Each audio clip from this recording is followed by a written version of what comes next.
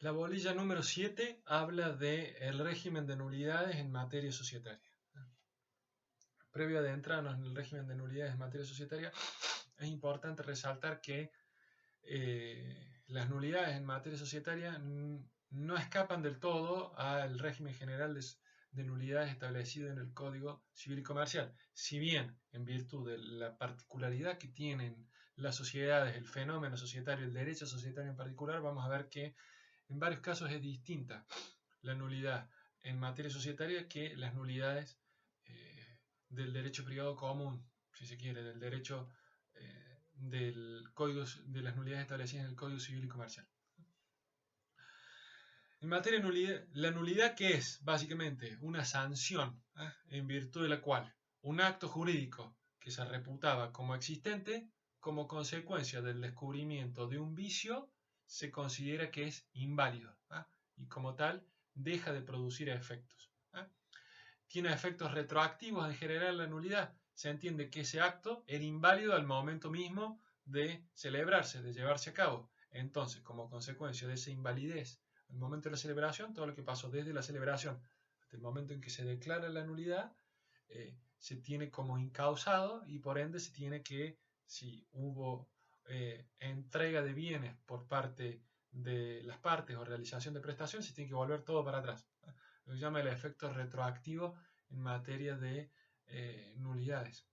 Eso se aplica para los contratos, se aplica para las obligaciones, etc.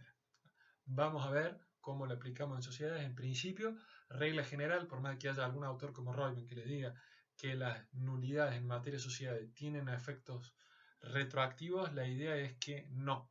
Las nulidades en materia societaria no tienen efectos retroactivos. Declarada una nulidad, siempre las consecuencias van a ser para el futuro, no para el pasado, no retroactivamente. Una clasificación sí que es importante tener en cuenta en materia de nulidades es la que distingue entre las nulidades absolutas de las nulidades relativas. Y eso, esta distinción pone el eje en señalar si el vicio puede ser convalidado o no.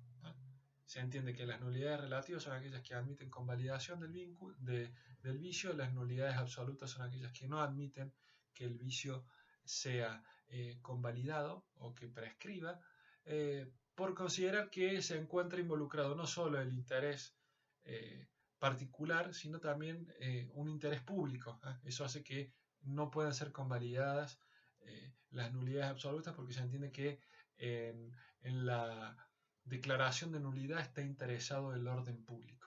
Más o menos así lo van a poder leer en cualquier libro. Sí, es importante tener en cuenta cómo se va este instituto de la nulidad a manifestarse en el ámbito societario.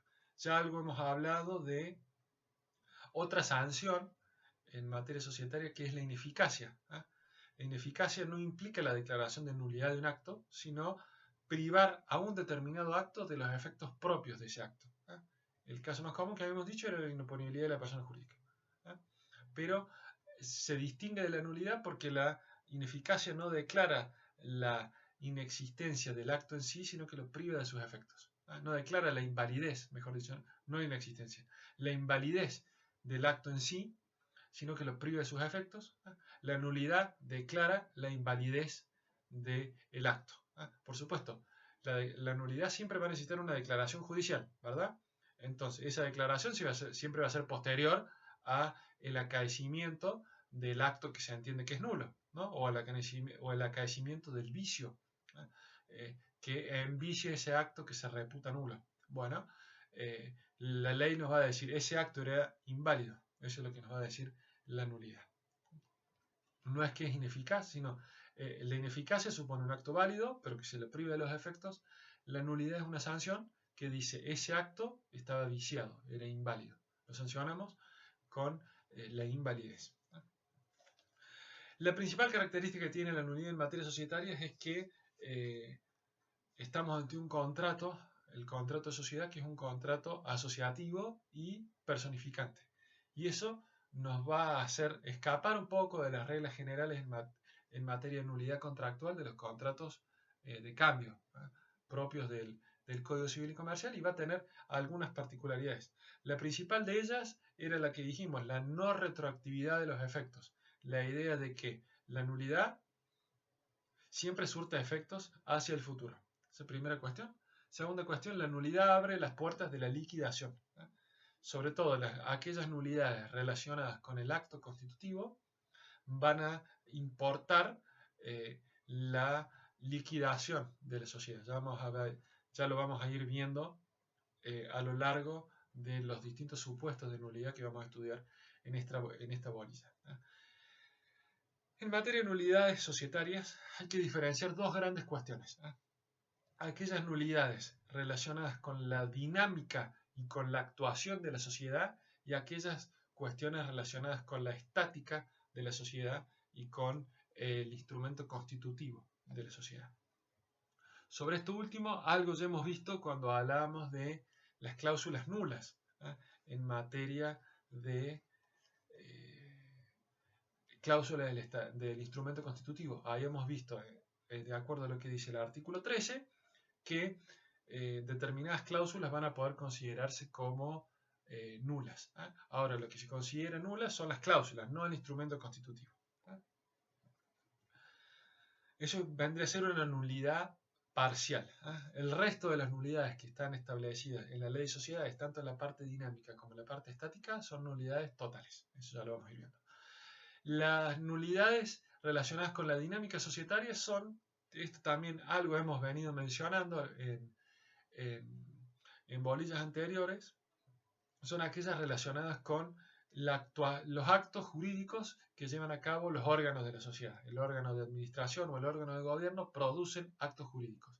Si esos actos están viciados por cualquier vicio, valga la redundancia, el vicio de violencia, el vicio de irrazonabilidad, el vicio de error, o lo que fuere, cualquier vicio que podamos entender que haya ocurrido, van a poder ser declarados nulos por un juez, tanto los actos de administración como los actos de gobierno. No hay una regulación como debería haberla, como muchos autores propician que haya en una futura reforma de la ley de sociedades. No hay una regulación específica en la parte general sobre todos estos supuestos, pero se entiende que son aplicación sistemática de los principios generales contenidos tanto en el Código Civil y Comercial como en algunos pasajes de algunos tipos societarios en la ley de sociedades. Los autores entienden que todos estos principios generales son aplicables tanto para todos los órganos de administración y para todos los órganos de gobierno de todas las sociedades.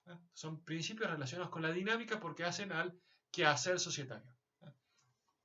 Después hay otras nulidades vinculadas con el objeto, con el acto constitutivo de la sociedad, que son las nulidades que los supuestos de nulidades que vamos a estudiar en esta bolilla, que son básicamente los artículos 16, 17, 18 y 19, que están en la sección tercera del título 1 de la ley de sociedades. Lo último que nos queda antes de ingresar a cada uno de esos supuestos específicos de nulidad que nos establece la ley es resaltar el carácter de declaración judicial que necesita la nulidad. Por más de que una sociedad esté incursa en una causal de nulidad, por más de que corresponda considerarla como una sociedad nula, solo va a ser considerada una sociedad nula cuando un juez así lo declare, cuando haya una declaración, un proceso judicial en donde se haya solicitado la declaración de nulidad de una sociedad. Se discute si en cualquier proceso judicial puede un juez declarar la nulidad de una sociedad, si puede proceder la declaración de nulidad de oficio. La lógica sería que no. Es un tema discutido, pero la lógica sería que la nulidad siempre tenga que ser a petición o de socios o de los terceros, pero siempre a pedido de parte. Un juez no puede por sí solo decir esta sociedad es nula. Primer supuesto que vamos a estudiar, el artículo 16, la nulidad vincular. ¿Qué nos dice el artículo 16? Luego de hablar tiene como nombre título general, principio general, pero básicamente regula el supuesto en donde un socio, el vínculo de un socio con la sociedad está viciado, porque por cualquier tipo de vicio que uno pueda imaginar, desde que ese socio sea incapaz a que no pueda ejercer el comercio y por lo tanto no pueda ser socio de una sociedad, cualquier otro supuesto que me haya establecido la ley en el artículo 33, por ejemplo, que ya lo vamos a estudiar, que son la constitución de sociedades por participaciones recíprocas. En todos esos supuestos, vamos al caso más común y más simple para entender. Un socio que es menor de edad, que en principio los menores de edad no pueden ser socios de una sociedad. El artículo 16 nos va a decir la nulidad de un vínculo socio-sociedad, la nulidad de un vínculo social socio-sociedad no implica, no acarrea la nulidad del contrato social. La nulidad parcial va a dar lugar, perdón, la nulidad vincular va a dar lugar a la resolución parcial. La nulidad del vínculo socio-sociedad, porque ese socio era menor y por ende no podía ser socio, no va a ocasionar la nulidad de la sociedad, sino que lo que va a hacer es la resolución parcial de ese vínculo social. Ese socio se va a tener que, se lo va a excluir de la sociedad, mejor dicho, se lo va a excluir. Se va a resolver parcialmente su participación en la sociedad, se le va a tener que restituir su participación societaria, y se va a reducir el capital, pero su nulidad, la nulidad de ese vínculo no va a ocasionar la nulidad del contrato de sociedad ni de la persona de la sociedad. Esta nulidad es susceptible de confirmación. Si, por ejemplo, estamos ante un socio menor, dejamos pasar el tiempo, ese socio adquirió la mayoría de edad, se podría aducir como defensa la confirmabilidad de esa sociedad, porque en definitiva no hay un interés público relacionado con el tema, y podría convalidarse y confirmarse esa nulidad y desecharse la sanción de nulidad.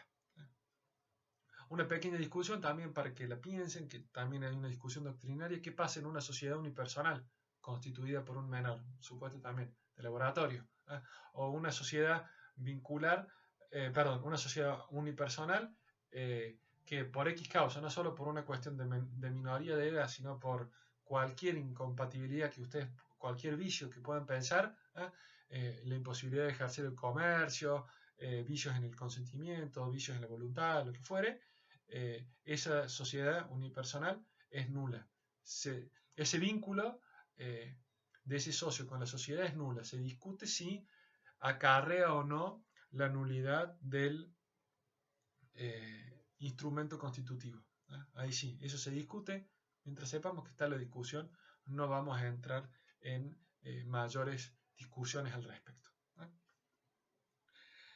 El otro supuesto que nos manda a estudiar el programa y la ley en el artículo 17 es ¿qué pasa con aquella sociedad en donde en el trámite constitutivo se omiten los elementos o los requisitos esenciales, tipificantes, y el trámite en donde se omiten los elementos o requisitos esenciales no tipificantes? Ya habíamos visto cuando estudiamos el artículo 1 y el artículo 2 de la ley lo que eran los elementos tipificantes propios del tipo, por ejemplo, que en las sociedades anónimas el órgano de gobierno se llame asamblea, el órgano de administración se llame directorio y el capital social sea un capital social mínimo y que se representen acciones, las SRL, la gerencia, la reunión de socios, las cuotas sociales, etc. Todos eran elementos propios de cada tipo social, que hacían que la sociedad fuera de ese tipo social y no de otro, los elementos sociales tipificantes. ¿Qué me dice la norma? Antes, esta norma está modificada expresamente por el Código Civil Comercial, por eso hay que tener en cuenta quienes puedan tener un libro viejo.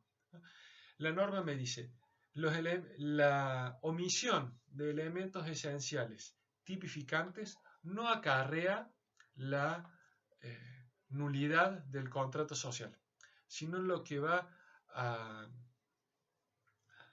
ocasionar es que la sociedad, en vez de ser una sociedad típica, sea una sociedad regida por la sección cuarta, artículos 21 y siguientes de la Ley de Sociedades, se considera una sociedad no constituida regularmente, pero es una sociedad como cualquier otra, tiene igual personalidad que cualquier otra. Esto hace que muchas veces se critique, no se critique, se considere que el principio de tipicidad se encuentra completamente en crisis, porque ya para tener una sociedad no hace falta ajustarse a uno de los tipos establecidos en la Ley de Sociedades. Basta con que yo omita algún tipo para no considerarme una sociedad típica y regular, pero lo mismo ser una sociedad, de acuerdo a lo que expresamente me establece el artículo 17. Son sociedades no constituidas regularmente, van a tener alguna particularidad en cuanto a su funcionamiento y en cuanto a la responsabilidad de los socios y de los administradores, pero nada más. Van a ser igual persona que el resto de las sociedades típicas establecidas en la ley. El resto de aquellas sociedades en donde en su constitución se han cumplido con todos los elementos propios del tipo social de que se trate. El otro supuesto que considera el artículo 17, o que cabe considerar, son los supuestos en donde las sociedades en su proceso de constitución han omitido elementos esenciales no tipificantes. Acá no estamos hablando de los elementos que hacen a cada tipo social, sino elementos esenciales no tipificantes. Los elementos esenciales no tipificantes, habíamos dicho, son aquellos que son comunes a todas las sociedades.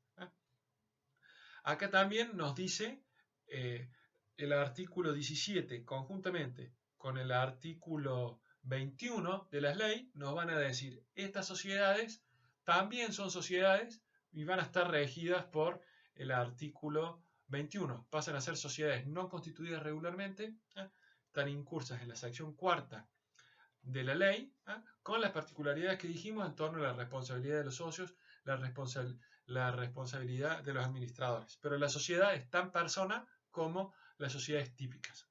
La gran cuestión que plantea este supuesto, la omisión de elementos no tipificantes, es determinar, como habíamos dicho, cuándo vamos a tener sociedad o cuándo no. Un elemento esencial no tipificante, por ejemplo, es el capital social, que en el contrato de sociedad se establezca un monto como capital social. ¿Puede haber sociedad sin capital social? ¿Puede haber sociedad sin órgano de administración? ¿Puede haber sociedad sin órgano de gobierno? ¿Puede haber sociedad sin objeto social? Bueno, la letra de la ley, los artículos, si uno lee los artículos 17 y los artículos 21, vamos a ver que es un poco ambigua.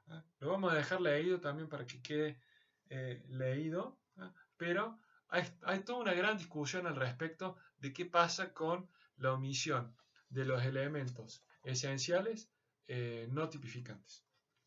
Dice el artículo 17. Las sociedades previstas en el capítulo 2 de esta ley, que son las sociedades típicas, no pueden omitir requisitos esenciales tipificantes ni comprender elementos incompatibles con el tipo legal. En caso de infracción a esta regla, la sociedad constituida no produce los efectos propios de su tipo y queda regido por lo dispuesto en la sección cuarta de este capítulo. Sección cuarta nos dice, la sociedad que no se constituye con sujeción a los tipos del capítulo 2, que omita requisitos esenciales, no distingue entre requisitos esenciales tipificantes y no tipificantes, o que incumpla con las formalidades exigidas por esta ley, gran signo de pregunta, ¿cuáles son esas formalidades exigidas por la ley? No dice nada de la ley. Se rige por lo dispuesto por esta sección. Está claro que el artículo 17 nos habla de los elementos esenciales tipificantes. La gran cuestión es qué pasa con los elementos esenciales no tipificantes. Cómo está redactado el 17 y el 21 nos genera un gran signo de pregunta cuando encontramos la frontera entre lo que es sociedad y lo que no es sociedad. Además de poner en crisis el elemento de la tipicidad como elemento identificatorio de las sociedades, como recurso jurídico de crear una estructura para el desarrollo de una empresa, además, el tipo es algo fundamental porque hace la estructura, eso ya lo habíamos visto en la bolilla 1, 2. El artículo 17 ha puesto un poco en crisis esa idea, lo mismo que el artículo 21 y toda la regulación de la sección cuarta.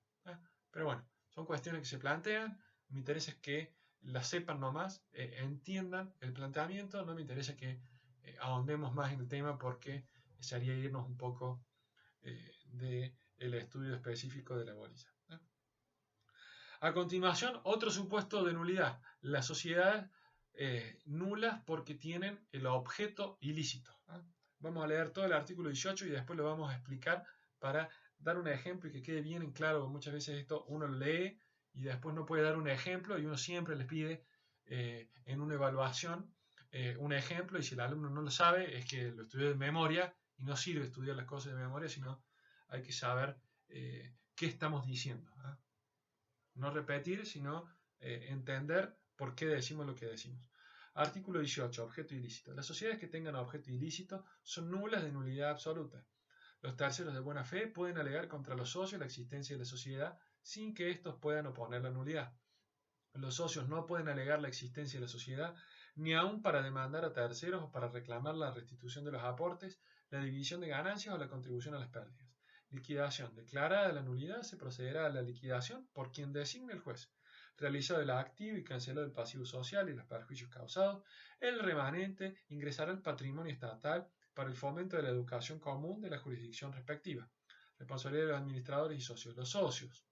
Los administradores y quienes actúen como tales en la gestión social responderán ilimitada y solidariamente por el pasivo social y por los perjuicios causados. Habíamos visto que uno de los requisitos cuando estudiamos la bolilla número 2 era que el objeto social sea lícito. ¿Cuándo vamos a decir que el objeto social es lícito o ilícito? Para esa noción nos vamos a ir al Código Civil y Comercial y el objeto de los contratos. Pero básicamente el objeto ilícito tiene lugar cuando procura la violación de alguna ley o de alguna reglamentación estatal. El ejemplo más... La sociedad de objeto ilícito también hay que aclararlo desde ya. Es un supuesto bastante de laboratorio porque nadie va a constituir una sociedad que tenga un objeto ilícito, o por lo menos voluntariamente.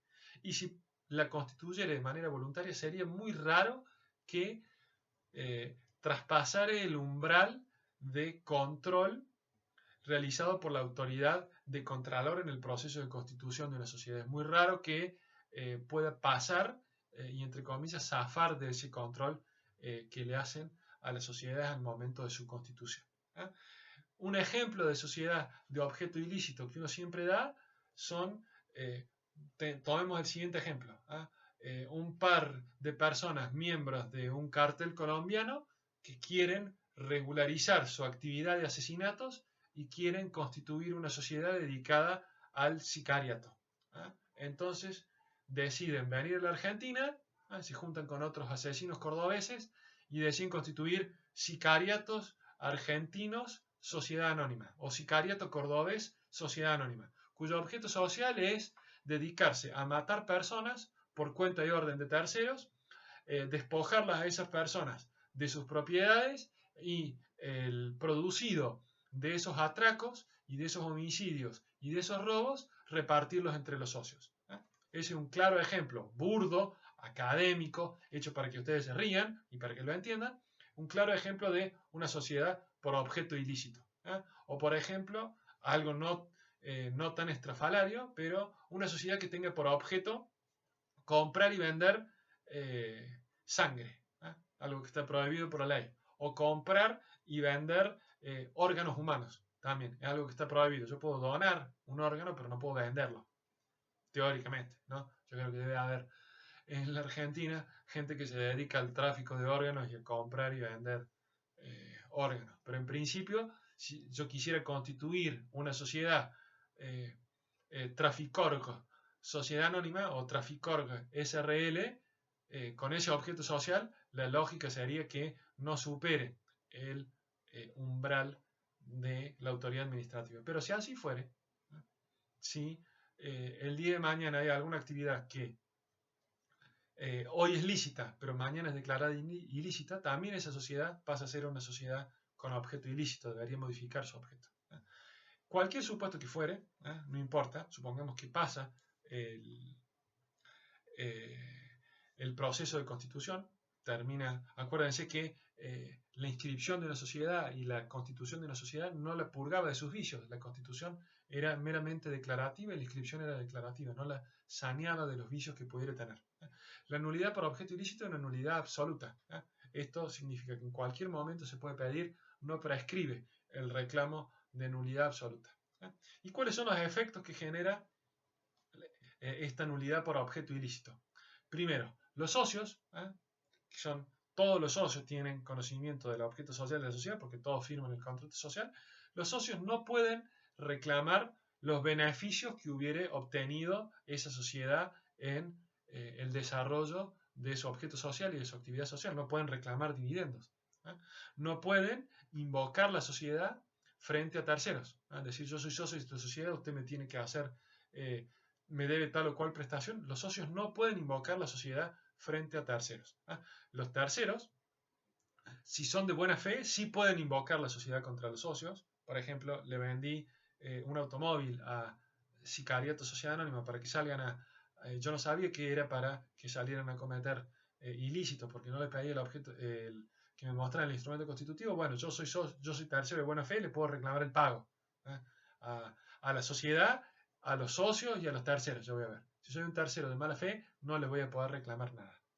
Pero lo importante en materia de sociedades de objeto ilícito es la responsabilidad. Los socios no se distinguen entre socios de buena fe y de mala fe porque son todos de mala fe. Todos conocieron, nadie puede alegar su buena fe. Todos conocían que era un objeto ilícito porque todos participaron en la celebración del instrumento constitutivo, o por lo menos todos son socios de la sociedad y deben saber del objeto de la sociedad. Entonces, todos los socios y todos los administradores responden frente a terceros por los daños y perjuicios que hubiera ocasionado a la sociedad o por lo que fueran las obligaciones sociales que hubieran asumido. Socios y administradores responden de manera solidaria y limitada frente a terceros. Aparte de esto, la sociedad, una vez declarada la nulidad, debe liquidarse. Y esta liquidación, si estamos en un supuesto al revés de lo que hemos visto en la bolilla anterior, en la bolilla 6, la liquidación es judicial, esto es, el juez va a ser quien lleve adelante el proceso liquidativo por una persona que él va a designar y el proceso liquidativo, al igual que en el anterior, va a implicar la realización del activo y la cancelación del pasivo, pero si hubiera un remanente, los socios no tienen derecho a la cuota de liquidación, sino que el remanente que hubiere va a tener un destino de dedicarse al fomento educativo a nivel estatal. Ese va a ser el especial destino que va a tener la cuota de liquidación, el remanente dinerario que resultare luego del procedimiento de liquidación. La sociedad, eso en relación al artículo 18, la sociedad nula por objeto ilícito. Vamos a estudiar ahora el artículo 19, que nos habla de la sociedad que tiene un objeto un objeto lícito, un objeto legal, un objeto válido, pero actividad ilícita. Nos dice el artículo 19 y ya lo vamos a explicar con un ejemplo.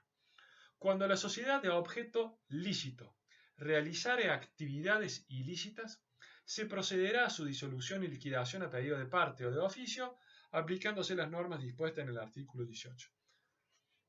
Los socios que acrediten su buena fe quedarán excluidos de lo dispuesto en los párrafos 3 y 4 del artículo anterior. El artículo 19 es fundamental que lo estudiemos en comparación con el artículo 54, tercer párrafo de la sociedad, porque esto es muy común, la confusión, sobre todo muchas veces en el fuero laboral, hasta sentencias de altos tribunales nacionales confunden el artículo 19 con el artículo 54 ter, los nombran a los dos como si fueran lo mismo y no son nada que ver. El artículo 19 lo tenemos que leer conjuntamente o analizar en paralelo con el artículo 54 ter, con el artículo 58 y con el artículo 11 de la sociedad. El artículo 58 y el artículo 11 nos hablan de los objetos sociales. Y acuérdense que nosotros cuando estudiamos el artículo 11 habíamos puesto especial énfasis en diferenciar objeto social, que habíamos dicho que era un concepto estático, del concepto de actividad social, que era un concepto dinámico, que era el ejercicio efectivo de actos por parte de la sociedad, mientras que el objeto era una categoría o un aspecto, un ámbito de actividades económicas que la sociedad se proponía realizar. El artículo 19 configura o regula lo relacionado con una sociedad que tiene un objeto lícito. Uno va al instrumento constitutivo y ve que su objeto es lícito, pero su actividad es ilícita. Y esto es lo principal de diferenciar el concepto de actividad ilícita. Acá no estamos con que la sociedad realiza uno o varios actos, uno o muchos actos, sino que el concepto de actividad ilícita implica que la sociedad realice su actividad frecuente en una concatenación de actos ilícitos dolosos, como si fueran su objeto. O sea, la sociedad, por más que tiene un objeto lícito, realiza su actividad de manera frecuente a través de actos ilícitos dolosos, como si fuera su objeto social. No es que realiza un acto doloso, eso no implica que la sociedad pueda ser considerada como un acto, como una actividad ilícita, en los términos del 19. O sea, un acto no es igual a la actividad de la sociedad. La actividad es la realización del objeto social, el objeto social en movimiento. Eso es lo que también va a diferenciar a este artículo, el 19, del artículo 54 ter, que nos hablaba de actuación, nos hablaba de acto o conjunto de actos. Pero eran cuestiones específicas. Acá la actividad la estamos conceptualizando como el ejercicio de actos como si fueran el objeto de la sociedad. No es que realiza otros actos aparte, sino que es la realización de actos como si fueran el objeto social, solo que el objeto aparece en los papeles como lícito, pero en realidad toda la actividad que hace la sociedad es ilícita. También lo diferenciamos del artículo 58 de la sociedad, que implicaba actos notoriamente extraños al objeto social que no se imputaban a la sociedad, sino que se imputaban al representante que celebró con el tercero esos actos notoriamente extraños al objeto social. Acá no tratamos no se trata de una cuestión de imputación o no de actos, sino de realización de actos de manera frecuente, actos ilícitos, dolosos, de manera frecuente como si fueran el objeto social de la sociedad. Esa es la diferencia entre el 19 y el 58. La realización de la actividad social como tal. ¿Cuál es el ejemplo? Dicho todo esto, vamos al ejemplo a ver si trata de quedar claro. El ejemplo que yo siempre doy en clase es el siguiente. Una sociedad dedicada o que tiene por objeto social ser una concesionaria de automóviles. Común ver dedicarse a la compraventa de automóviles por cuenta y orden de terceros o de las mismas fábricas o terminales automotrices, etc. El tipo de concesionario que ustedes se imaginen de automóviles. Pero esa sociedad que tiene ese objeto social, ser concesionario de automóvil, en realidad no se dedica a ser un concesionario de automóvil, sino que se dedica a contrabandear automóviles. O forma parte de una organización dedicada a ¿cómo se llama esto? Los piratas del asfalto, y a vender autopartes, y a preparar autos para vender autopartes. Esos son típicos ejemplos. El ejemplo del contrabando es un típico ejemplo de una actividad ilícita. Si la sociedad estaba pensada para ser una concesionaria de autos, pero en definitiva sí está funcionando como un eslabón en una cadena, únicamente está funcionando como un eslabón en una cadena de contrabando de autos, ahí tenemos un ejemplo claro de una sociedad con objeto lícito, pero con actividad ilícita. Esta sociedad, la nulidad que se le reclama a esta sociedad también es una nulidad absoluta. Se le puede pedir en cualquier plazo de tiempo, no tiene prescripción, no importa si la actividad ilícita es originaria o derivada.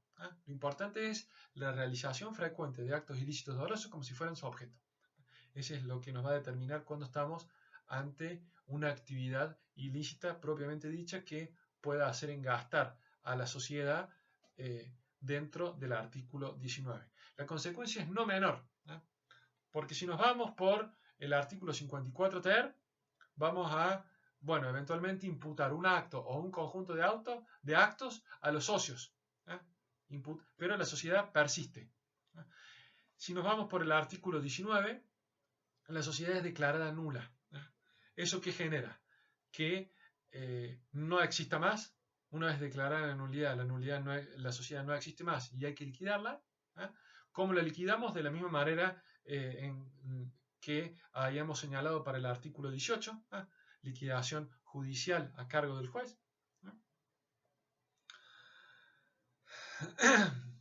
Eso sí consideramos que la sociedad es nula en los términos del artículo 19.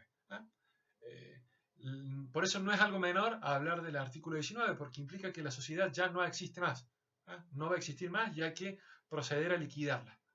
Y además, la nulidad en los términos del artículo 19, o mejor dicho, la sociedad con actividad ilícita, genera responsabilidad para los administradores y para los socios. Al igual que en los términos del artículo 18. O sea, los socios no van a poder reclamar, invocar la sociedad y van a responder los socios y administradores por daños y perjuicios frente a los terceros. La única diferencia va a ser que en este supuesto sí puede haber socios de buena fe. Socios que constituyeron la sociedad y que, bueno, se desentendieron y no tienen conocimiento de que la sociedad, legítimamente no tienen conocimiento de que la sociedad esté llevando a cabo una actividad ilícita. Si esos socios pueden probar la buena fe, no van a poder rechazar cualquier reclamo de responsabilidad que se inicie en contra de ellos.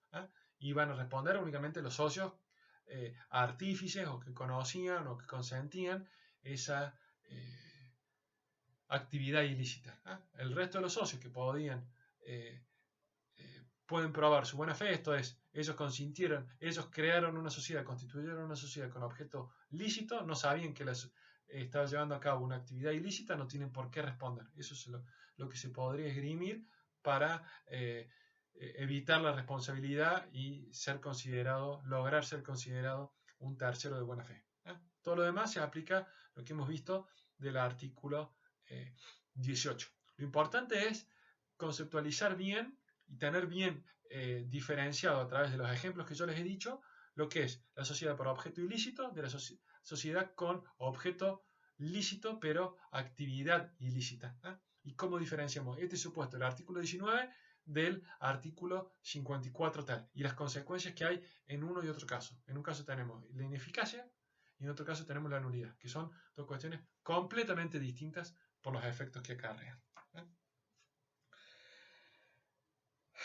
Nulidad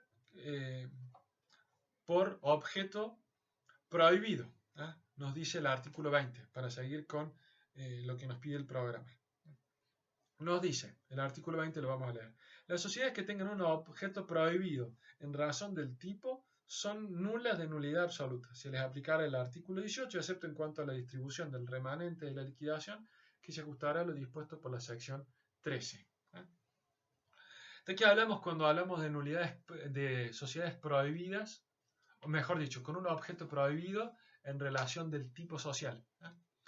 Puede ocurrir que por el tipo, en determinadas actividades de la vida empresaria, del quehacer empresario, puede ocurrir que el Estado regule esas actividades de manera específica. Pensemos en todo lo que hemos visto en relación a los bancos, las compañías de seguro, cualquier tipo de actividad que esté específicamente controlada por el Estado. Puede ser que el Estado diga, para llevar a cabo esta actividad, ejemplo, para ser un banco, para ser una compañía de seguros, para ser una RT, usted tiene que constituirse como sociedad anónima. Por ende, si yo constituyo una SRL con un objeto financiero para actuar como una entidad financiera, esa sociedad va a ser una sociedad nula, de nulidad también absoluta, nos dice el artículo 20.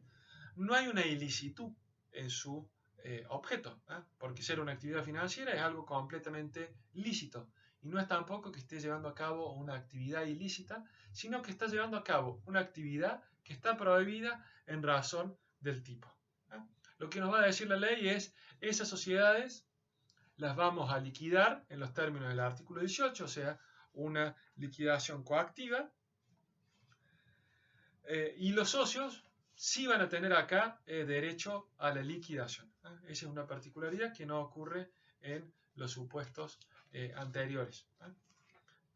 Sobre todo para los socios de mala fe, no ocurre para los ejemplos anteriores que hemos visto. Con esto terminamos lo que es la nulidad. La bolilla nos pide ver también como puntos las sociedades entre cónyuges y las sociedades con herederos menores de edad. Artículos 27, 28 y 29. Con esto terminamos esta bolilla. Sociedades entre cónyuges o sociedades entre esposos. Esto también es, estos artículos 27, 28 y 29 están cambiados, modificados con la reforma de la ley de sociedades establecida por el Código Civil Comercial, por eso es que hay que tenerlo presente si estudiamos de algún libro viejo, para estudiarlo de los libros nuevos. Sociedades entre cónyuges. Antes la ley no permitía que determinadas sociedades, sobre todo las sociedades personalistas, pudieran ser conformadas por socios que fueran cónyuges. O sea, yo con mi esposa llevar a cabo constituir una sociedad personalista, porque se consideraba que si un tercero venía a agredir patrimonialmente esta sociedad, se podría ir contra el patrimonio de alguno de los socios y a través de esa agresión de ese tercero podría vulnerar o alterar lo que es el régimen patrimonial del matrimonio. El régimen patrimonial matrimonial, también malamente llamado la sociedad conyugal, en el lenguaje burdo, es incorrecto hablar de sociedad conyugal, sino es correcto hablar de la comunidad patrimonial que existe entre los esposos. Los esposos se pueden casar con régimen de comunidad o con régimen de separación de bienes, o sea, cada persona se administra sus propios bienes. Si no dicen nada, se entienden que uno pone el gancho y es inmediatamente acreedor de todos los bienes que tanto él como su cónyuge generen hasta que se disuelve el matrimonio por la causa que fuere. Si lo sabrá Susana con Huberto Roviralta, ¿no? Bueno, nuestra ley ha cambiado todo eso. En el artículo 27 nos dicen los cónyuges pueden constituir entre sí, ya sea que sean los únicos socios o que aparte de los dos cónyuges haya otros socios más, pueden constituir cualquier tipo de sociedades, incluso las sociedades no constituidas regularmente. Aquellas sociedades de la sección cuarta, una sociedad atípica, por ejemplo, no hay ningún inconveniente. Ya van a ver cuando estudien familia que hay un régimen, ahora existe esa dualidad de regímenes, antes no existían, antes el régimen patrimonial matrimonial era uno solo, era el régimen de comunidad de bienes, ahora el régimen, mejor dicho, ahora la normativa permite optar entre los dos regímenes. Y lo que nos queda estudiar son el supuesto de sociedades constituidas en donde uno de los socios que constituye esa sociedad es un heredero y es menor de edad, ese heredero. ¿Qué pasa con los bienes que esa persona menor de edad hubiere recibido en virtud del proceso sucesorio? Con esos bienes se decide constituir una sociedad. Vamos a leer el 28 y el 29 para que queden leídos también. En la sociedad constituida con bienes sometidos a indivisión forzosa hereditaria, los herederos menores de edad, incapaces o con capacidad restringida, solo pueden ser socios con responsabilidad limitada. El contrato constitutivo debe ser aprobado por el juez de la sucesión.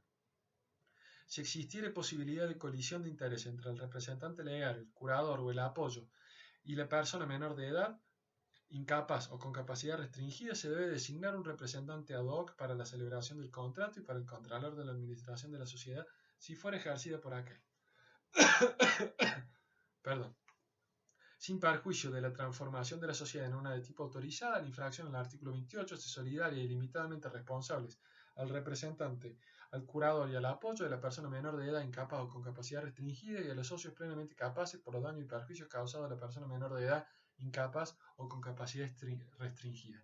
Yo voy a utilizar el concepto de, para no estar diciendo menor, incapaz o incapacidad o capacidad restringida, voy a utilizar siempre, porque es más práctico, el concepto de persona menor de edad, pero es válido para todos los supuestos. En este caso tenemos un proceso sucesorio en donde hay bienes que se encuentran sujetos a indivisión forzosa. Todavía no se ha producido la última parte del proceso sucesorio en donde los bienes se distribuyen entre todos los herederos. Acá se ha muerto una persona y los bienes están entre comillas en la sucesión, en cabeza de todos los herederos.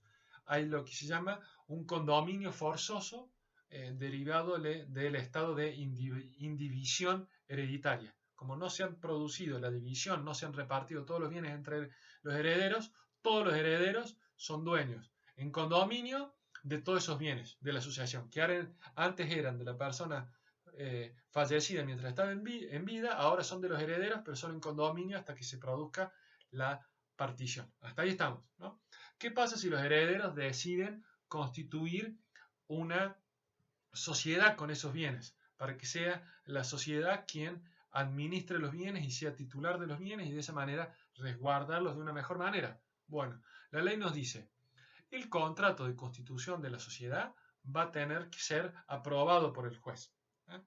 Y vamos a tener que tener especial cuidado en resguardar los derechos de esos herederos. Si los herederos son menores de edad, tienen incapacidad, son incapaces o tienen capacidad restringida. En todos esos supuestos va a haber que designarles un curador o un apoyo de acuerdo, o un tutor, de acuerdo a lo que sea el caso, si es un menor, si es un incapaz o si no es alguien con capacidad restringida. Se va a tener que designar a esa persona para que proteja sus derechos. Y en caso de que hubiere una colisión de intereses entre esas personas y los intereses del menor, nos dice la ley que el juez va a tener que designar a una persona, a un representante ad hoc, para que sea el representante ad hoc del menor incapaz o persona con capacidad restringida en el desenvolvimiento de esa sociedad. Ese representante va a ser un representante ad hoc en relación a esa persona, al menor, al incapaz o a la persona con capacidad restringida en el desenvolvimiento de esa sociedad.